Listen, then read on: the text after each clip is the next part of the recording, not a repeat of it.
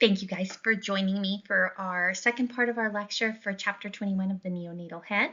I know that you have a lot of work to do, so we're going to try and keep it pretty brief. So just contact me if you have any questions and we will get started.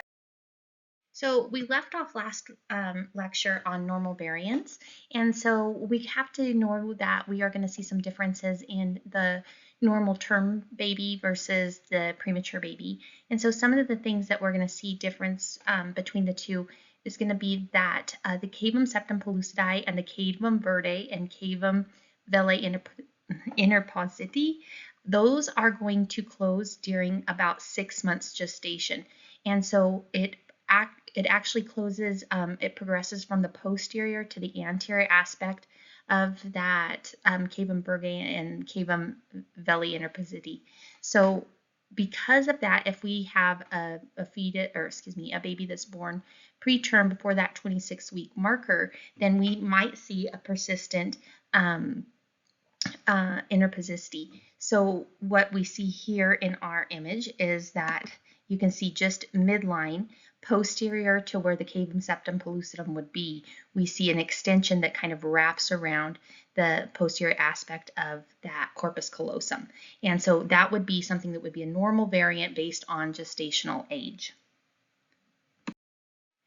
Ventricular size, you guys know this from scanning OBs that the ventricles look pretty prominent in those early OB scans, and then as you progress towards the late 30s, 40-week gestation, they get very small. So if we have a baby that's born and we're scanning that baby as a neonate, but they were born at the 24, 26-week mark, then we can expect to see some larger ventricular size than we would in a full-term infant.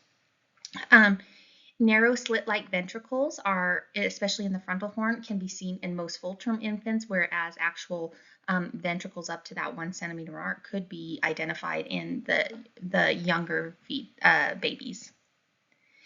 Also, we can see some degree of ventricular asymmetry in about 20 to 40% of infants, and usually it's the left ventricle that's going to be a little bit larger than the right. That would, again, be considered a normal, but one you'd obviously want to document. And here's an example of that where we are looking at a coronal scan, and we can see that the fetal left ventricle is more dominant than the right. Coarctation of the lateral ventricles via a gonadal cyst. These are, coarctation typically is telling us that there's some sort of narrowing, and it can be this cyst that's actually causing this narrowing. So we can see a cystic area adjacent to the superior lateral angles of the lateral ventricles. This is going to be a typically pretty unusual variant, something you won't commonly see. And when we do find this, it'll consist of cystic areas of the ventricular wall and the external angle at the level of the foramen of Monroe. So that communication between the lateral ventricles and the third ventricle is kind of the area where you're going to be finding this.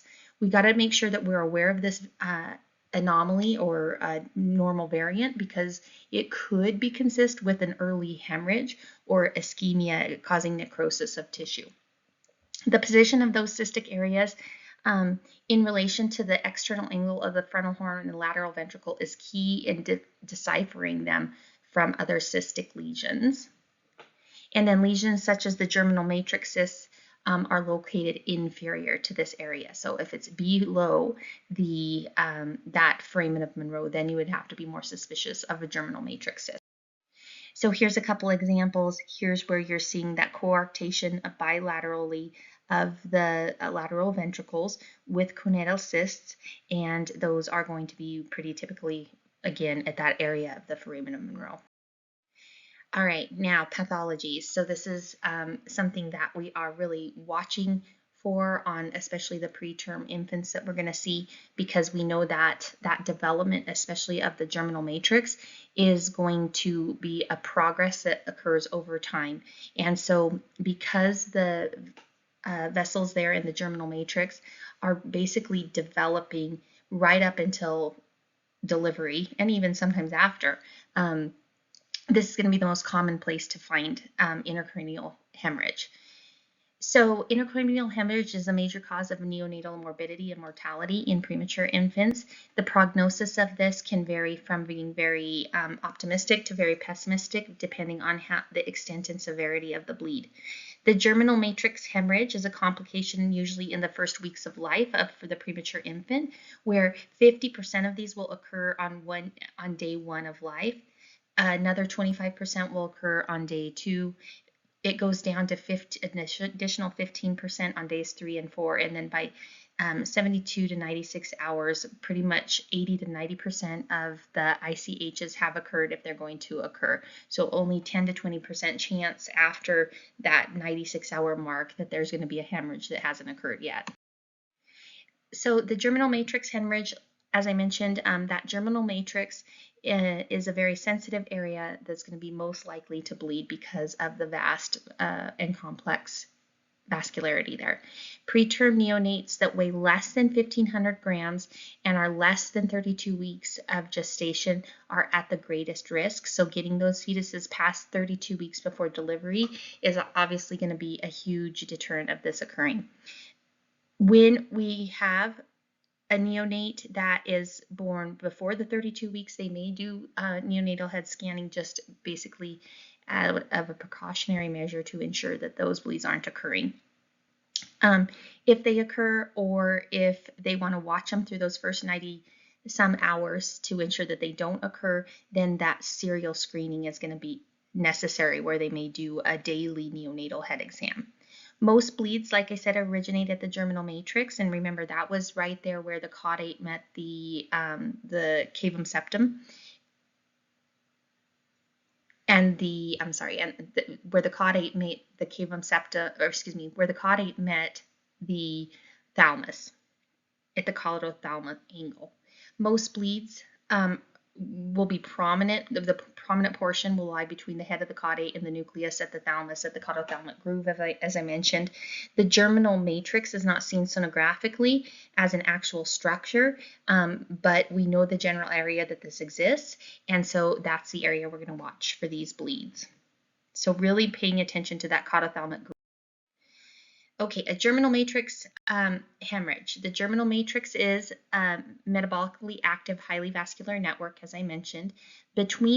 And this is why, between the weeks of 8 and 28 weeks of gestation, the germinal matrix actually produces a lot of the neurons and glial cells, and those neurons and glial cells are going to migrate and populate the cerebral cortex during the embryologic development. So it's kind of like the brain growing from the inside outward, and it's all being fed via that germinal matrix. It reaches its greatest size at about 23 to 24 weeks of gestation, and so that's why you see that this is such an important time period for some of these premature babies. They continue at that point then to regress, meaning that some of the vascularity is going to regress and involute, and usually that complete regression is done by 36 weeks gestation. So that's why we're going to see the population under 36 weeks, but especially under that 32-week mark, have the likelihood of bleeds in this area. Now, if there is a bleed in the germinal matrix, obviously that blood is coming out of the vascularity that is intended to stay within. Therefore, it can't go on through distal vessels to provide oxygen and nutrients to the brain. Because of that, it will cause a hypoxic event to certain parts of the brain. In addition, hypoxia of the infant is going to cause the infant to have loss of autoregulation of the cerebral circulation. So if they also have having trouble keeping the neonate's oxygen levels up, that can increase the risk even more. That loss of autoregulation will cause fluctuations in blood pressures to the cerebral circulation, which can lead to hypotension and vascular dilatation, which would make it bleed even more. Factors along with the structurally fragile nature of the germinal matrix predispose it to the hemorrhage. So it's not just the sheer number of vascularity, it's not how much blood is there, but it's some of those outside factors, such as that baby becoming hypoxic and that area becoming more reactive, that increases the probability of a bleed. So they can grade bleeds. So a grade 1 would be a subependymal hemorrhage. Grade 2 would be an intraventricular hemorrhage without ventricular dilatation. Grade 3 would be intraventricular hemorrhage with ventricular dilatation.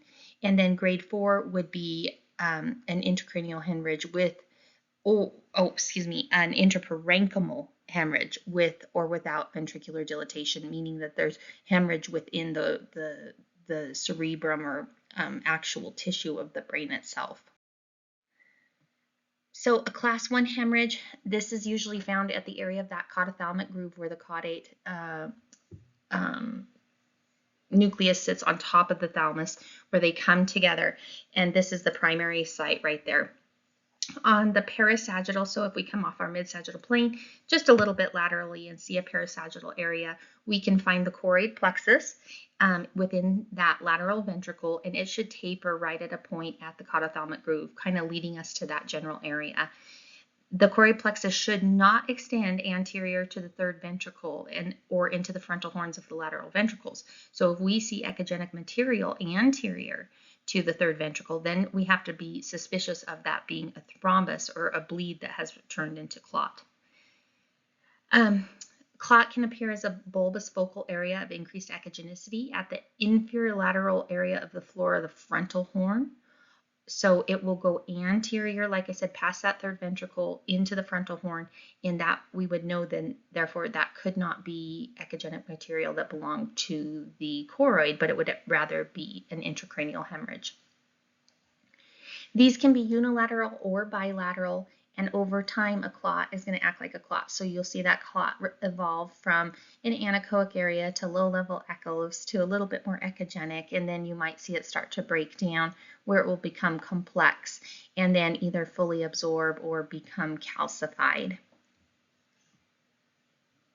The mildest form of germinal matrix intraventricular hemorrhage really carries no long neurologic sequelae, so most of these babies will grow up to be just fine. But when we get into the higher grades of hemorrhage, that's when you're going to see maybe a more permanent neurologic effects. So here's an example where we can actually see the caudate nucleus right here, and we see the thalamus right here. So this would just be to the right or the left, just the mid-sagittal plane. And so here's the caudothalamic groove, and in here you see this collection of echogenic material indicating that there has been a hemorrhage there. Here in transverse, you're looking at the frontal horns, and we see echogenic material in the frontal horns anterior to the thalamus and third ventricle. Therefore, we have to assume that this is probably an intraventricular hemorrhage. Here we see an intraventricular hemorrhage. Again, we've got that caudothalamic groove right here, and we're seeing that there's some echogenic material, but now it's becoming more complex, indicating that it's probably resolving itself through liquefaction. A grade 2 hemorrhage, that's going to be involving the germinal matrix again. The germinal matrix here would rupture through the ependymal lining and enter the ventricular cavity. So it's not just on the edge of the cavity, but it's well within the ventricles. Now remember, with a grade 2, you do not get ventricular hemorrhage, or pardon me, you do not get ventricular dilatation. So we'll see it still look normal in size, but we will definitely be able to note that there's some clot, and that clot, we have to make sure that we're differentiating it from the normal choroid, and we can use appearance as well as location to help do that. Doppler imaging can help us with the differentiation, especially if the bleed is still continuing. We can watch for blood flow to the normal choroid plexus. We could look for a bleeder vessel that's feeding the clot, or we can look at the clot itself, which would have no internal vascularity. This in this grade 2 hemorrhage, usually the blood clot is going to accumulate and then migrate to the most dependent part of the ventricle, which is the occipital horn, because obviously these little babies aren't sitting up, so they're laying in a supine position, and that's going to be the most dependent area. Intraventricular echogenicity anterior to the foramen of Monro or within the occipital horn may be the only sign of a grade 2 germinal matrix interventricular hemorrhage.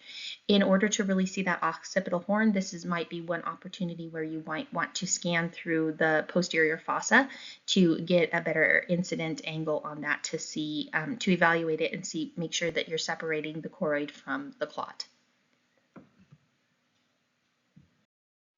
So here's an example where you're definitely seeing posterior lateral ventricles here coming towards that occipital horn. So you see something echogenic in there, you might assume that that's going to be the choroid. When they look at it from another angle, they can see that it extends where our choroid ends here at the trigone. We're seeing this echogenic material go beyond that all the way into the occipital horn. Therefore, we know that this part is clot and this is choroid plexus. A grade 3 hemorrhage now, this is where we're going to have that intraventricular hemorrhage so that it's bleeding into the ventricle, and then the ventricles are actually having some dilatation. So there's probably clot that is obstructing the circulation, or there's so much clot that is causing ventricular dilatation on its own. So initially, the hemorrhage can completely fill the lateral ventricular cavities, which will form a cast, or basically, a cast of the ventricle, showing contours of the ventricle, causing them to take on a rounded appearance, kind of causing them to become enlarged and causing that pressure to push out and round them over time. As these clots sort of regress over time, they'll become less echogenic through the process of liquefaction, but the clot fragments may still be moving within the ventricle, so it can still look a little bit complex, and you might see those floater clot-like fragments. If the third ventricle is dilated, a structure called the massa intermedia can be seen, and this is the area that connects the two thalmi and crosses through the third ventricle. And so upon dilatation of that third ventricle, we may be able to identify that. Usually the third ventricle, if anything, we see in a little slit of a ventricle, so we wouldn't recognize this in a normal brain, but with that dilatation, we may be able to see this.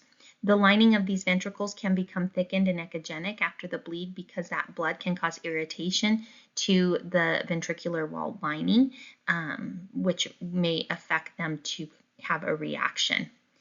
Post-hemorrhagic hydrocephalus is often a complication. So even after the blood clot has possibly resolved, the infant or fetus or neonate, the infant or neonate may still have hydrocephalus noted, possibly because of occlusion of the circulation of the cerebrospinal fluid, partially because there could be obstruction or damage done to those ventricles, causing them to just stay enlarged. So here is an example of a grade 3 where you see very dilated lateral ventricles, very abnormal appearance. Here they're looking at the midbrain, looking at that ventricle all the way around, filled with clot all the way into that temporal lobe, filling the occipital lobe and into the lateral ventricles. You can see how the enlargement of these lateral ventricles are going to cause compression of the cortex, which can affect the blood flow in there as well as the development. So this is going to be much more likely to have a longer-term neurologic impact on the patient. A grade 4 hemorrhage, this is where we actually have parenchymal involvement. So it's not just at the germinal matrix. It's not just at the germinal matrix into the ventricles. Now we're actually getting the parenchyma or the tissue of that brain involved. Now, because the bleeding is going out into the tissue, we don't necessarily see a ventricular dilatation. If it's going into the ventricle and outside of the ventricle, then we may. This is considered an extension from a ventricular bleed, and it's thought to be of a result of venous infarct because of the obstruction of veins due to germinal matrix hemorrhage. So it would be that hemorrhage obstructed the veins couldn't empty, so there was a backup which caused congestion, compressing the arterial system, and then made the brain bleed worse, causing the flow of those blood products out into the parenchyma. With this, we'll have hemorrhagic necrosis and of the periventricular white matter. The interparenchymal hemorrhage is the most common in the frontal and parietal lobes. Then we finally have our grade 4 hemorrhage. This is when an area of porencephaly can develop. And remember, porencephaly is when you have a vascular accident, meaning that you're no longer getting blood flow to all areas of the brain. And because that brain is no longer getting blood flow, it's going to die and necrose. And because of their lack of tissue in that space, fluid can come in and fill those spaces and replace the normal brain parenchyma. These areas may or may not communicate with the ventricular system. The cysts will rarely resolve, and these are definitely going to cause very long-term sequelae, including cerebral palsy, developmental delays, and seizures. And we have an image here where we can see that there's been thickening of the white matter around those ventricles. The ventricles are very much enlarged. We see a thrombus here in the occipital horns. This would be our grade 4. Here again, you see that periventricular thickening. You see the complex clot in the lateral ventricle. Here you see complex clot in that 4th ventricle, and this is going to probably have some obstruction results on the spinal fluid, causing that hydrocephaly to become even worse, making the whole situation more challenging. Now here is where we have the same infant 4 weeks later, and the scan shows an area of porencephaly. So what's happened here is because of that bleed, tissues were compressed and vessels were broken, and there was a lack of vascularity to the tissue. And so the tissue of the brain has now died, necrosed, and been replaced by fluid. And you can imagine how that would have neurologic effects on the patient. Okay, now basic hydrocephalus, not so much related to intracranial hemorrhage, can usually be caused by some sort of obstruction in the ventricular system. Whatever it is, it's going to impair that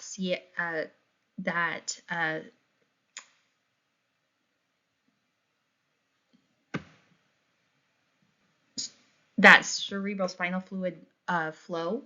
And we talked about how important that flow was because those choroids are always going to be pumping out more cerebral spinal fluid, and that fluid must go out down the ventricular system into the cisterna magna, wash basically the brain with CSF, cover the spinal cord with CSF, and be ultimately absorbed within the arachnoid areas. So if that flow is not occurring, then it backs up and those choroids will continue to pump out CSF, and the lateral ventricles or anything proximal to the obstruction are going to get more and more dilated, causing hydrocephalus. This is a common complication of intraventricular hemorrhage, but it's not only caused by intraventricular hemorrhage. It can result from an acute increased ventricular size because of hemorrhage, which would later, that hemorrhage, as it kind of resolved, if it didn't resolve completely, it could obstruct the ventricular outflow tracts, causing occlusion of the arachnoid with blood. Therefore, as those choroids continued to pump out CSF, it would have nowhere to go and it would build up within the brain. When the membranes of the ventricles swell, they typically are very normal small channels, but as they begin to swell, they can basically block themselves with the swelling, or they could have a unresolved clot wedged in there. If the obstruction occurs within the ventricular system, it's referred to as non-communicating hydrocephalus, whereas if it occurs outside the ventricular system, it is considered communicating hydrocephalus. The trigone and the occipital horns of the lateral ventricles are usually the first to dilate, most likely because of their dependent positioning. Something called chemical ventriculitis, resulting from blood products within CSF, can cause thickening and increased echogenicity of the ependymal lining of the ventricular system. So basically, because of a bleed, those blood products are going to irritate that lining of the ventricular system, causing it to react, swell, and possibly occlude itself. So here's a couple examples of post-hemorrhagic hydrocephalus. So this is telling us right here that it is because of a bleed, but we know that it doesn't always have to be because of a bleed. So here's coronal, where we're seeing very dilated lateral ventricles, very dilated horns here, a dilated fourth and third ventricle, as well as this little outpouching of that lateral ventricle because of the extreme pressures within it. Now, we're not just worried about the ventricles here. Again, it's almost like hydrocephalus in a kidney. Think about all the pressure this, hydronephrosis in a kidney. Think about all this pressure that this hydrocephalus ventricle is putting on that cortex, and how it's going to compress the vascularity in the area, and how it's going to be affecting that cortex just through its basic mass displacement. So some of the clinical symptoms of hydrocephalus would be an increasing head size, bulging at the anterior fontanelle, because the cranium can only stretch so far, but that fontanelle gives a little pressure release, so you might see bulging of the brain through the actual fontanelle. We can see separation of the cranial structures, and remember that these neonates are very sensitive to pressure changes, and so that can result in bradycardia, or slowed heart rate, apnea, so the failure to breathe, and increased intracranial pressures. To treat this, it's really interesting. They often put a shunt into the ventricle, and then they a shunt would be, an open catheter basically, and they would run that through the ventricular system and often have it open up into the peritoneum, so that excess cerebrospinal fluid would basically drain into the peritoneum, and it would be resorbed by the body in that area. Hemodynamic changes in response to fontanelle compression during sonography can be useful in identifying infants with elevated intracranial pressure. So if we see that we're scanning a neonate and that all of a sudden their heart monitors are going off and their heart rate is dropping, that can indicate that maybe they are suffering from some intracranial pressure, which when we compress on it is causing them to have a reaction. If we do find hydrocephalus, it can be important to obtain spectral Dopplers of the pericolossal branches. So remember, those are the branches around the corpus callosum, and assess the anterior cerebral artery with and without compression of the anterior fontanelle. And the compression, however, should not exceed 3 to 5 seconds, because we don't want to exasperate the situation more than we have to. Discontinuing compression on if the infant's heart rate decreases is going to be essential. Here you can take a resistive index, and if you get a resistive index greater than 0.1 above a baseline measurement with no pressure, or reversal of flow and diastole, it would indicate an elevated intracranial pressure. If reversal of flow is present without compression, that would suggest an increase in intracranial pressure without the additional compression, so you would not want to perform that second half of that test. Here's an example of here's the anterior cerebral artery, and they're doing a Doppler showing low resistance. On our second image B here, it's without compression, excuse me. And then here on the third image, it's with compression. And you definitely see that reversal of flow with compression, showing that this is having a reaction, indicating that there's probably some increase in intracranial pressure. Shunt tubes, like I mentioned, can be put into the ventricular system, and they kind of act like a straw or a pathway to relieve some of that pressure, taking some of the pressure off the cortex, giving it more of a chance to function normally. Again, we can follow these somewhat in the fetus, but certain areas are going to be difficult to assess through, so we can follow them through the ventricular system. Like I said, they're typically shunted all the way into the peritoneum, so lots of times assessing the shunt in full might be done under CT or something like that. Now, that was all about cerebral hemorrhage, and now we want to talk about cerebellar hemorrhage. So our cerebellum, we know, is at the base of our skull. This, from the anterior fontanella approach, we can see these very much the cerebellum in the far field, meaning that we're not going to have as good spatial resolution there as we would if we are going to go ahead and scan it from the posterior fossa. Utilizing the maxillary fossa places the structures in a more optimal focal zone of the transducer, and it gets us more perpendicular to the with orientation to the sound beam.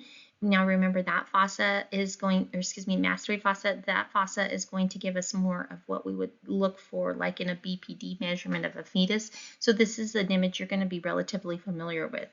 By using this approach, we might see a highly echogenic tentorium, and remember that tentorium is the separation between the cerebrum and the cerebellum caused by a fold of the dura mater. So that tentorium can be a little bit echogenic and can help improve our visualization of the cerebellum. That mastoid scanning is best performed with the infant's head on the side rather than try to move our hand to the side. It's almost easier to turn the infant's face if possible and scan from the side. For a coronal section, the transducer is placed over the mastoid fontanelle just behind the pinna of the ear and then rotated until the desired structures of the posterior fossa are seen.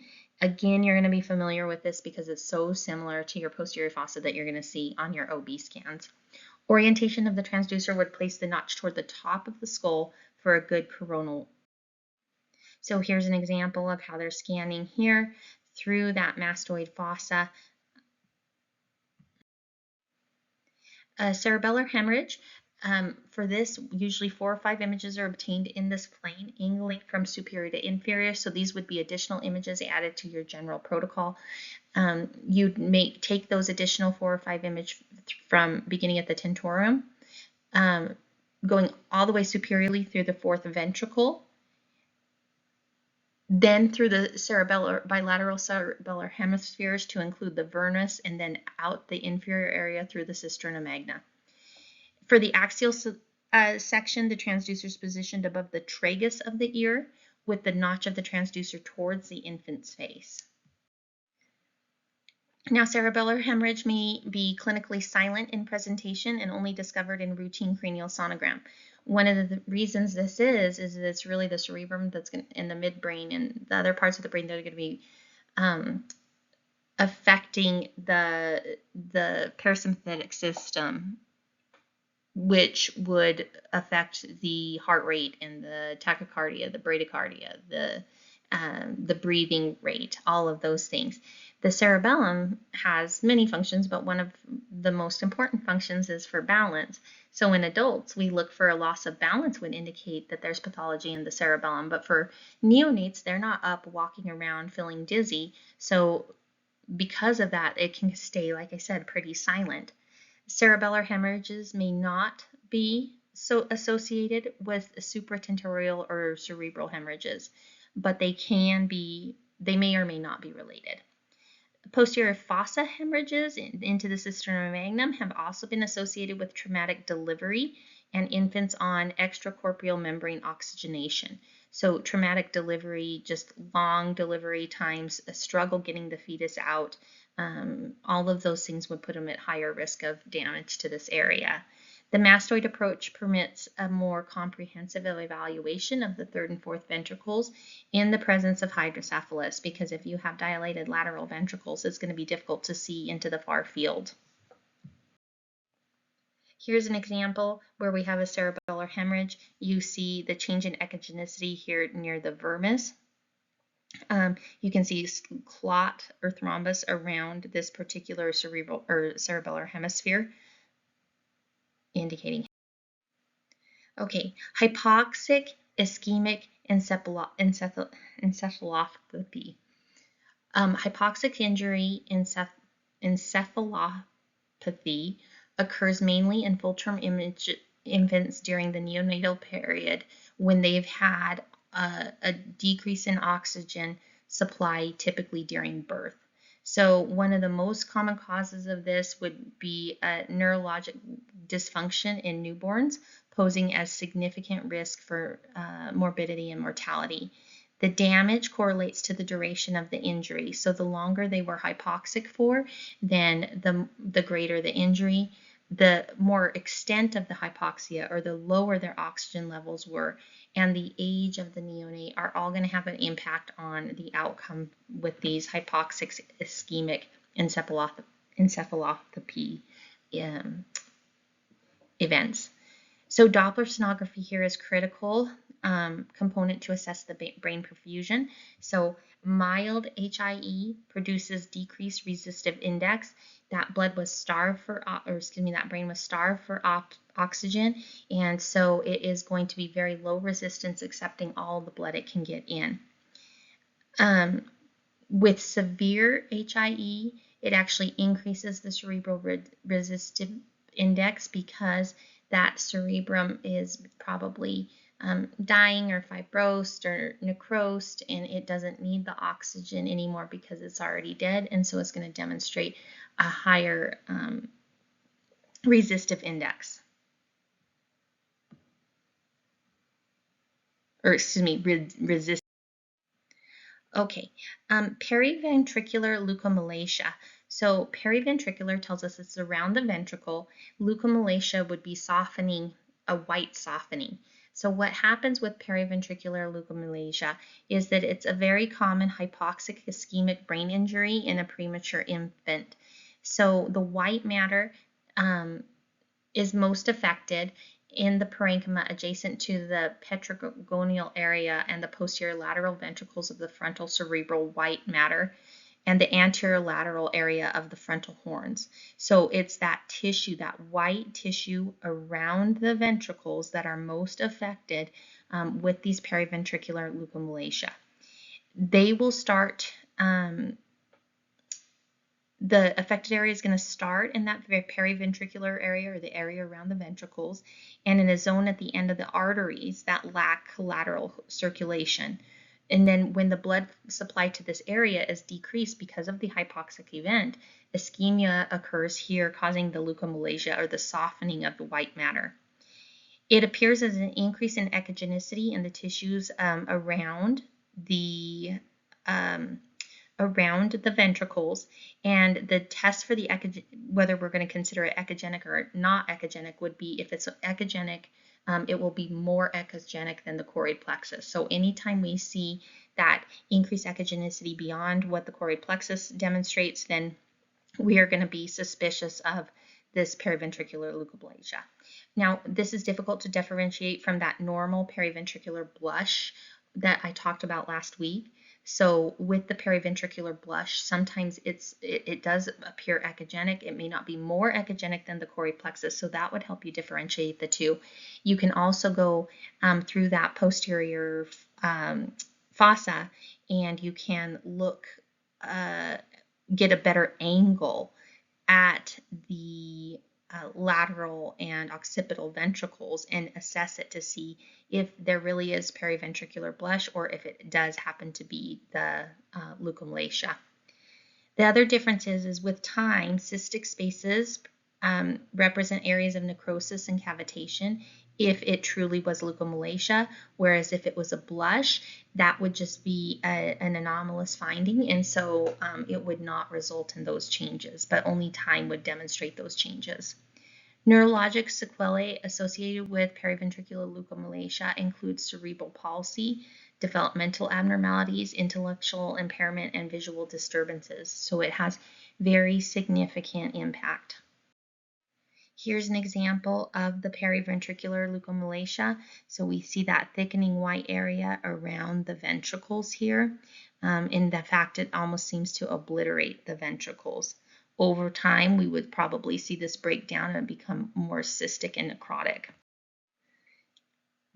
such as we do here. So here's an example where that tissue is basically becoming cystic and necrotic, in this case in the parieto occipital area, because that tissue has died. Okay, then another type of hypoxic ischemic encephalopathy is going to be traumatic brain injury causing brain death.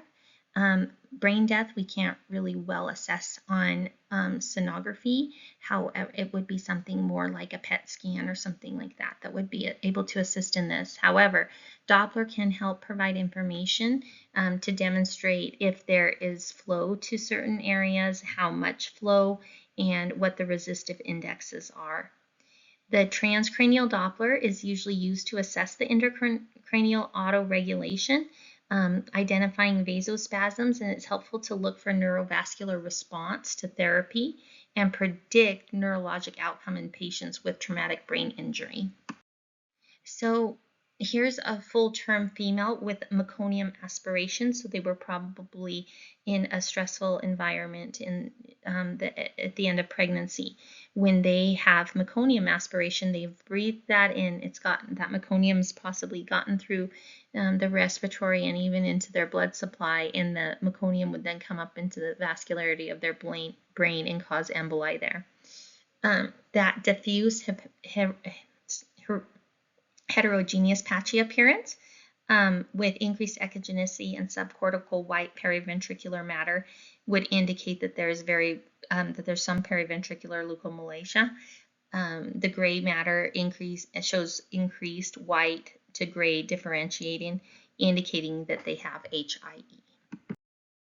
Here's another example of a coronal, a 42-week gestation, now a newborn, that was born via stat C-section after a failed home birth. And they have slit-like appearance of the lateral ventricles, demonstrating that they're very small. They have an obliterated extra-axial spaces, diffused increased echogenicity within the periventricular parenchyma, and visualized sulci consistent with cerebral edema. So this is a very mature brain, but they have most likely had a hypoxic event due to the failed home delivery. When they go and they look at the spectral Doppler, it shows a very decreased resistive index, and that would be related to arterial vasodilatation because of prolonged asphyxia. And so the vessels have dilated. Now it's more of luxury flow because the tissue is not having normal resistance. Okay, here is an abnormal spectral pattern, which we can look at this and see this is ridiculously high resistance for a brain. And so they are Dopplering the anterior cerebral artery here, and we see dampened arterial peaks. We see absent or reversed flow during diastole, which is very uncommon for a low resistance tissue bed. This is compatible with brain parenchymal resistance to flow in a baby with traumatic brain injury, in this case, status post MVA. Okay. Now here, as I mentioned, we cannot diagnose brain death, but here's an image of a brain. Here is a PET scan or a nuclear medicine study of that same brain, and you can see that there's metabolic activity in the heart, in the midbrain pons area, and there's no activity up in the cerebrum. So this would indicate that there is irreversible brain death. Intracranial, extracranial collections. So extra-axial or extra outside of the brain, fluid collections are relatively common on sonograms, and they're demonstrated easily as an anechoic mass. So the fluid is usually seen within the intrahemispheric fissure, or where we look for that falx cerebri, and over the convexities of the brain. So if we find what looks like an extraaxial collection of fluid, we should utilize color flow to ensure that there is no mass or functioning tissue there, and that's going to help us differentiate it from subarachnoid area to subdural fluid collections. Fluid in the subarachnoid space produces a cortical vein sign, whereas subdural fluid does not. So if we're seeing that cortical vein sign, we know it's in the subarachnoid. If it's not apparent, then it's in the subdural area. Superficial cortical blood vessels lie between the pia and the arachnoid. So the pia mater, remember, is that internal covering right up against the brain. The arachnoid is just on the other side, exterior to that pia mater, separated by the subarachnoid space. Fluid in the subarachnoid space displaces the cortical vessels away from the brain surface toward the cranial vault. So that's how we can see, by the basis of where we see the color flow for those vessels, which layers this accumulation is in between. Cortical veins can be seen bulging and bridging in the fluid collection, and fluid in the subdural space displaces cortical vessels toward the brain, whereas if it was in the subarachnoid space, it would be bulging them toward the cranium. One situation you might see subarachnoid fluid is with macrocrania, so an enlarged head of infancy, or in formerly premature infants. So here's an example where they've added vascularity to demonstrate the distance between the cortex and the cranium.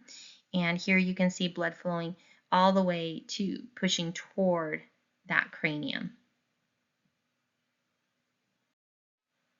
Here again, this is the gyri of the cortex. We have this large space of fluid in between. And again, using that vascularity, it can show that it's probably an enlargement of the subarachnoid space, pushing those vessels up to the cranial vault. Okay, measurements should be taken in a coronal plane of the foramen of Monroe when you can identify that. And you usually obtain those measurements through the anterior fontanelle. You can use high frequency transducers, obviously, because it's going to be a very, very, very small. You want to measure the craniocortical, sinocortical, and intrahemispheric width. The craniocortical width is the distance between the cerebral cortex and the calvarium, so that's going to help determine how much extraaxial fluid there is.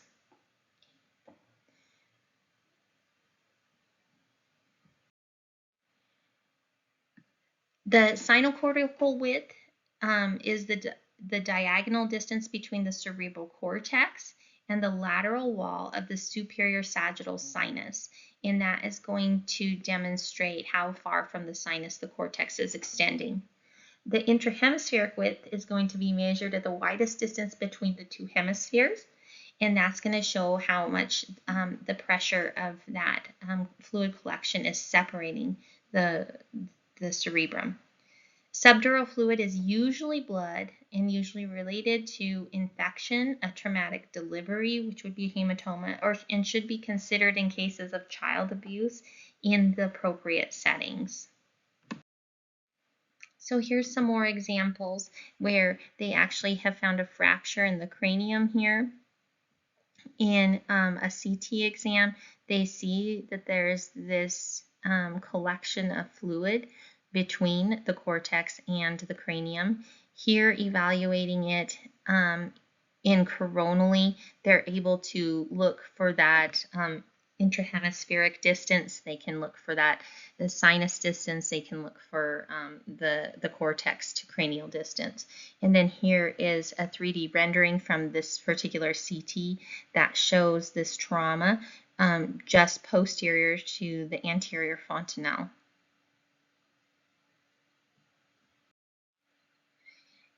Okay, birth trauma can have several etiologies ranging from the mother having a small maternal pelvis, therefore having difficulty passing the fetus through.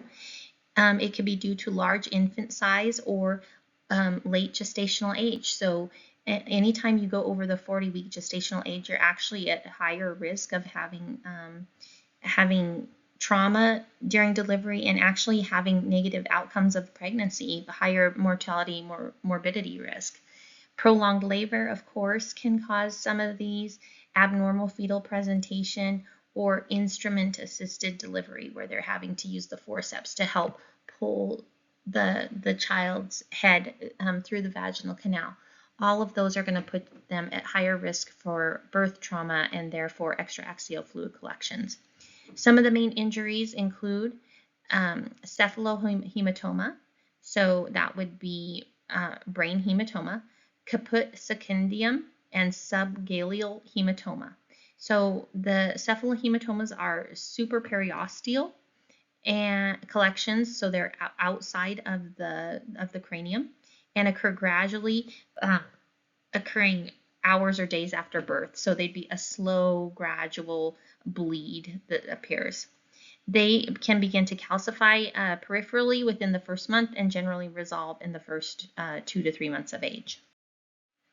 So here's an example of a cephalohematoma. So here you can see the skin line of the head, and here we have the cranial line, and here we have these hematomas bilaterally.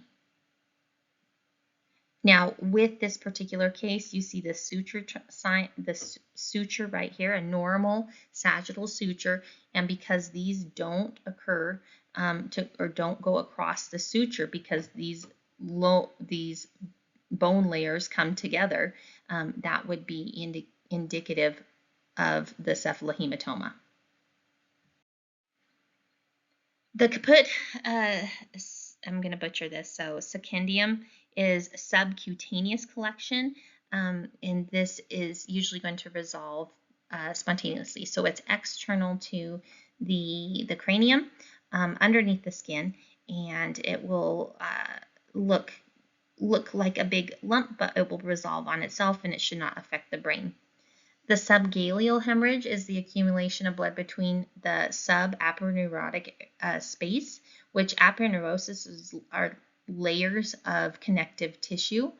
And so this particular hemorrhage is an accumulation of blood between those aponeurotic or connective tissue spaces.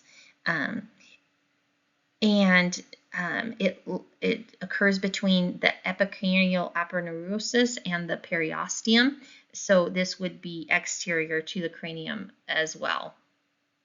This one, because it's exterior to the cranium, it is not affected by suture lines, so you can see it cross over the lines. If progressive, fluctuant masses can cause severe complications, such as hypovolemic shock or death, if it continues to bleed into this area, as the central circulatory system would then crash. Here's an example where we see that hemorrhage external to the actual cranial bones. Here's the suture intact, and here we see it all, all external to that. So that would be subgaleal, meaning it's totally external to the cranium, just inferior to the skin and the aponeurotic line. And here it is, where you can see it has become quite large on this CT.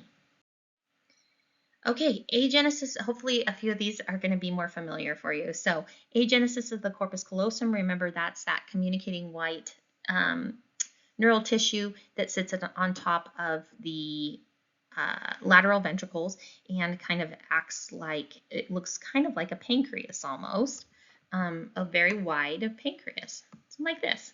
So the corpus callosum forms during the 3rd or 4th months of fetal life. We can have complete agenesis of the corpus callosum or partial agenesis, and usually that will occur because there's some sort of insult during the time of development.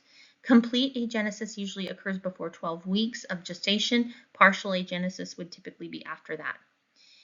The direction of embryologic development is from anterior to posterior. So if it did start to develop and then something happened, you might see the posterior aspect missing if it got partially developed before it had the insult. Agenesis of the corpus callosum can occur as an isolated condition, but it's often found with other cerebral abnormalities, including Arnold-Chiari, Dandy-Walker syndrome, holoprosencephaly, or septo-optic dysplasia. So features that we may see on our images with agenesis of the corpus callosum would be widely separated lateral ventricles. Remember, this is the roof to the ventricles. So if the roof is gone, the ventricles will elevate and spread.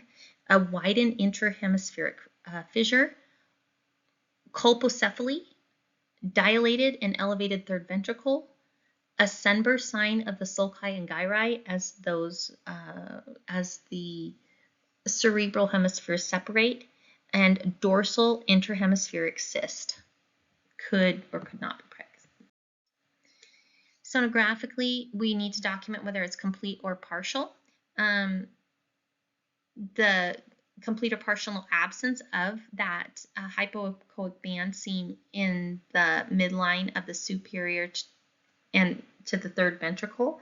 The third ventricle can then be displaced upward between the frontal horns, and that causes even further separation of the lateral ventricles. On the coronal scan, that's where we see that steer sign, where those lateral ventricles elevate superiorly and laterally, creating a sharply angled ventricle appearance. The occipital horns will typically have a parallel orientation and a teardrop shape, and the posterior horns may become enlarged. On the mid-sagittal image, you'll see radial arrangement of the medial sulci and gyri above the third ventricle, making it somewhat of a sunburst sign rather than the normal parallel orientation where we see the corpus callosum lay out nicely over the lateral ventricle, which is over the caudate nucleus, which is over the thalamus, and so on and so forth. So here's an example of a coronal where we're seeing here that elevation of those lateral ventricles up and out. Here we have a very dilated third ventricle, and then here you see that rounding of the posterior occipital ventricles. All right, Dandy-Walker complexes, there's a number of different types, and these are all going to affect that posterior fossa. So the Dandy-Walker complex is an umbrella term that indicates a spectrum of anomalies of the posterior fossa. They can be very significant to rather mild, depending on the particular anomaly. It's associated with intra and extracranial anomalies, so it might have other things, that are non-head related that go along with these Dandy-Walker complexes. So Dandy-Walker malformation is characterized by cystic dilatation of the fourth ventricle and superior elevation of the tentorium, and partial or complete absence of the vermis and a small cerebellar hemispheres. So it can be any sort of combination of this. So the idea is that we should have our cerebellum, we should have a vermis that is our connective tract between our two cerebellar hemispheres. If that cerebellar hemisphere, or if that vermis is hypoplastic, then we may see our cerebellum separate a little bit, causing what might look like a cyst or an enlarged area in that cisterna magna. If our vermis is completely absent, then we may see two completely separate hemispheres, and when we go to take our posterior fossa measurement, it will measure way too big. So all of these would fall under that umbrella of Dandy-Walker complex. The extent, however, is dependent on exactly what is going wrong. With a lot of these, hydrocephalus is going to be present because it can obstruct the flow out of that posterior fossa into the spinal cord. So here's an example. We see hydrocephalus in our lateral ventricles. You see a very enlarged posterior fossa, an enlarged fourth ventricle. Here it is more from an axial view, and you see the cerebellar hemispheres completely separated, almost like angel wings, whereas they should be attached by a vermis here right in the center.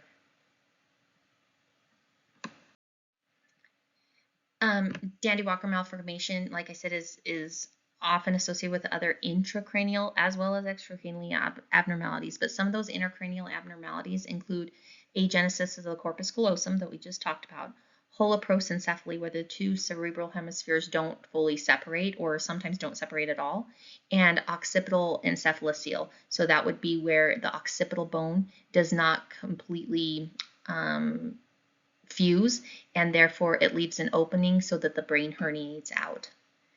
Extracranial anomalies include cystic renal disease, chromosomal abnormalities, and cardiac abnormalities. Dandy-Walker variant refers to a milder form of Dandy-Walker malformation. The fourth ventricle with the Dandy-Walker variant is slightly or moderately enlarged. the cerebral hemispheres are normal, and there is variable hypoplasia of the cerebellar vermis. So all of these, you're going to have some abnormality of the vermis. The more extensive that abnormality is, the more significant the disease. With Dandy-Walker malformation, because it's usually more mild, lots of times we will not have hydrocephalus present. Another thing we can see with Dandy-Walker complex is mega cisterna magna, so a very large cisterna magna, an arachnoid cyst in the area of the cisterna magna, a Blake pouch cyst that can be confused with a Dandy-Walker cyst. Arachnoid cysts do not communicate with the fourth ventricle, but the fourth ventricle does communicate with the cisterna magna. The mega cisterna magna is a normal variant, typically seen prominent retrocerebellar cerebral spinal fluid appearing space with a normal vermis. So it's an area behind the cerebellum with spinal fluid, but it has a cystic-like appearance, but it leaves the fourth ventricle and the cerebellar hemispheres unaffected. A Blake pouch cyst is a benign cyst malformation of the posterior fossa characterized by midline outpouching of the superior medullary velum in the cisterna magna, and it results from failure of the rudimentary fourth ventricular area to regress during embryogenesis. And these are something I didn't know what it was at the time, and the physicians I worked with said they didn't really know either, but they saw them all the time, so they thought they were okay. That we see frequently on our OB scanning, just kind of like a little cystic area in the cisterna magna, just posterior to the vermis. So here's an example of this mega cisterna magna. If you took a measurement here, we know our measurements in OB have to be 1 centimeter or left. It's very prominent. So even in a neonate, it should be still close to that 1 centimeter measurement. They went and they assessed the fourth ventricle, which I don't see in this image, but it is normal, indicating that that it's not as significant of a form of Dandy-Walker malformation as it. Okay, Chiari malformation, this is basically where the tugging on the spinal cord can cause herniation of the cerebellum out the foramen magnum. So it's a complex congenital malformation of the brain. It can be caused by other things. It could be caused by spina bifida pulling on that spinal cord. It could be caused by a number of abnormalities, or it can occur by itself. So type 1 of the Chiari, or this is going to be Arnold Chiari, type 1 is a downward displacement of just the cerebellar tonsils. So just the dangly portions of the cerebellum are displaced without the fourth ventricle being affected. Type 2 is going to be the most common. This one is almost always associated with a myelomeningeocele, so it's associated with spina bifida. Usually there's a very small posterior fossa. This is when you start to see that banana sign of the cerebellum, because you have downward displacement of the cerebellum, medulla, and fourth ventricle. And you have elongation of the pons and fourth ventricle, and then hydrocephalus of varying degrees, because all of that pulling is going to cause that herniation of the cerebellum out the foramen magna. And when it does that, it's going to fill that foramen magna. So now the cerebral spinal fluid that needs to flow through that foramen magna it's going to act as a dam there, and it's not going to be able to get back out into the spinal cord. So that's going to cause the buildup of CSP in the brain area, leading to hydrocephalus. These are often treated with a ventriculo peritoneal shunt, as I mentioned before, where they'll put a shunt or a straw-like structure from the ventricle through the ventricular system, open it, and let it drain into the peritoneum to take that pressure off the head. A type 3 is very rare, but this is a high cervical encephalomymeningocele. So this would be like spina bifida of the neck, basically, and it can contain the whole meningeomyelocele as well as the medulla, the fourth ventricle, and the cerebellum. It's all herniating out of that cervical spina bifida. Sonographically, with this, we're going to see the hydrocephalus with prominent massa intermedia. We'll see inferior pointing of the frontal horns, downward displacement and elongation of the cerebellum, that lemon head sign, you might see, or excuse me, that banana sign, you might even see the lemon head sign occur because it's tugging at the front of that cranium. The fourth ventricle with loss of visualization of the cisterna magna. So this is kind of the opposite of our Dandy Walker malformations. We'll see a small posterior fossa, low dysplastic tentorium. Occipital horns of the lateral ventricles will be larger than the frontal horns, which we call colopocephaly, and partial or complete absence of the corpus callosum. Here's an example where we have that batwing sign of the lateral ventricles demonstrating hydrocephaly, and the V is pointing to the frontal horns, and we're seeing where they're coming together at the midline here. Okay, vena Galen malformation. This is the most common intracranial vascular anomaly in the neonatal period. So the midline cerebral arteriovenous, it's a midline cerebral arteriovenous malformation, which remember how that's when our veins and arteries don't get through that normal breakdown of artery to capillary, so on and so forth, into the venule, into the vein. It goes straight from vein to artery. Because of that, we get an AV malformation, and that is going to cause dilatation at the vein of Galen. Large arteries from the anterior and posterior cerebral circulation feed this malformation. We're going to see a lot of turbulence in the malformation and enlargement. Most of these will present during the neonatal period, and because of that abnormal communication between the artery and the vein, it's going to cause an overload on the venous system, which then can cause congestive heart failure and even a cranial bruit. So because of shunting of the blood into the lower resistive vein of Galen, perfusion of the blood to the periphery of the vein can be decreased, which then will cause the brain to basically be hypoxic, atrophy, and ultimately necrose or die. The vena Galen malformation, when we see this, we'll see a well-circumscribed anechoic or hypoechoic mass in the midline posterior third ventricle. So we're looking right there towards the third ventricle. If it's compressing on the ventricular system, it can result in hydrocephalus. Doppler is going to show the feeding and draining vessels, and it's going to show that what we think of with an AV malformation, turbulent flow within that vein. But remember, even that one AV malformation can offset our circulatory system so much that it provides a lot of strain on the heart, resulting in congestive heart failure. Spectral Doppler will also show elevated systolic and diastolic flow velocities with dampened plasticity. So here's an example of a very large vein of Galen malformation, and seeing it with color flow, you see the turbulence here. Here again, you recognize that turbulence, the very, very low resistance pattern, and you see how you're getting some venous flow pattern along with the arterial flow because it's all coming in and mixing together. Although sonography can identify some vascular malformations, MRI is required to identify which vessels are actually the feeding and draining veins. So that would be, if they were going to try and surgically correct this, that would obviously be involved in surgical planning. Angiography too remains the definitive examination before embolization therapy. If they chose to do something interventional rather than surgery, they wanted to go in with a catheter through the vessels, identify the right vessel, and then embolize it to cut off that abnormal blood supply. Angiography and interventional radiography would probably be utilized to do that.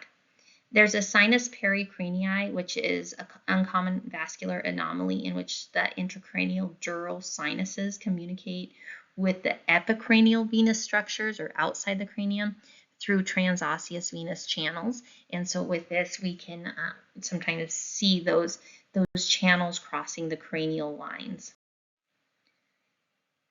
Another example of AV malformation where you're seeing this flow that is very abnormal as highly vascular. Here's an MRI of the same area. showing that AV malformation right there. Here's an example of a pulsatile soft tissue mass. You see that vessel transversing through the cranium here, communicating with the superior sagittal sinus through the cranial defect, and this indicates the sinus pericranii, which we talked about on the previous slide. Okay, holoprosencephaly, is a good one. So it includes a spectrum of abnormalities. So basically, on the basic level, it is abnormality of the separation of the right and left hemispheres of the cerebrum. So it can either be very, very, very abnormal, where you're stuck with no separation at all, or it can be almost normal, where the separation just didn't quite complete. So it can be broken down into 3 distinct types. So the first type is alobar, which means it didn't separate at all. The second type is semi-lobar, where it separated a little bit. And then the third type is lobar, where it separated but not all the way. So with these, I included this little chart here that kind of tells you alobar, we're going to see one lateral ventricle across the midline. We're going to see no corpus callosum, no cavum septum, none of our midline structures, corpus callosum, cavum septum pellucidum, falx. Thalmi is going to be fused. And then craniofacial abnormality is severe. This is the one where you may have a cyclops and a proboscis. Semi-lobar, a little less significant. There's going to be some frontal segmentation, a little bit of separation between the ventricles, but a lot of them are going to be conjoined. There's going to be a corpus callosum, but it may have an absent genua area. The cavum septum pellucidum is going to be absent. The falx might be partial, so there might be part of a falx, but it will not be fully formed. There can be partial separation of the 2 lobes of the thalamus, and then craniofacial abnormality is dependent on the severity. Lobar means it almost got to separation, but not quite. So there's usually frontal horn fusion of the lateral ventricles. You should have part of a corpus callosum. No cavum septum pellucidum again. Most of a normal falx. Separated thalamus, so that will be normal, and then absent or mild craniofacial abnormalities. So here's an example of this would be an alobar. Here we see one lateral ventricle. We see one, this would be like a coronal view. One lateral ventricle, this would be the thalamus, is fused. Here is a coronal from the anterior angle. Here's the cortex, one cerebrum, one lateral ventricle, one thalamus, and very abnormal brain. Here's an example of another one. This would be, it's difficult to tell because it's so full. This is all fluid, so the cortex is very compressed and partially probably necrotic at this point because of the compression of this fluid. This would again be alobar, as one singular unit, one singular ventricle. Intracranial infection is usually caused by congenital infections referred to as the torch complex. So this is often passed from mother to fetus, and then once the fetus is born, we're seeing the effects of this in our neonates. So some of the things that are, some of the infections that are common in torch would be toxoplasmosis, other infections, rubella, cytomegalovirus, and herpes. Transmission of these infections usually occurs via the placenta, except for herpes, and herpes is passed via passage through the birth canal. And so that's why if an expectant mother has herpes, they have to be very careful as to timing. If she's having a herpes outbreak, near delivery time, they will deliver C-section. So these intracranial infections, the diagnosis of these can be difficult, but the diagnosis is made clinically. Usually it's the role of the sonographer to identify complications resulting from the infection. So we'll look for parenchymal calcification. So if you remember toxoplasmosis, cytomegalovirus, both of those were known for causing calcifications throughout the spleen and other organs. So it kind of repeats that in these babies where they might actually cause calcifications in the brain. Also, vasculopathy or changes or inflammation of the vascular system can be seen with these infections. Parenchymal calcifications are the classic sign. We may see distal acoustic shadowing, but it's not guaranteed. We may also see other infection type indicators such as abscesses, infarction, encephalomalacia, that whitening, softening, death of brain tissue, as well as hydrocephalus. So here's an example where we're seeing kind of that diffuse pattern of calcifications throughout the brain here. This looks like a very smooth brain, so this is probably a very premature neonate. Here, this looks like there's, if we look at where we're at the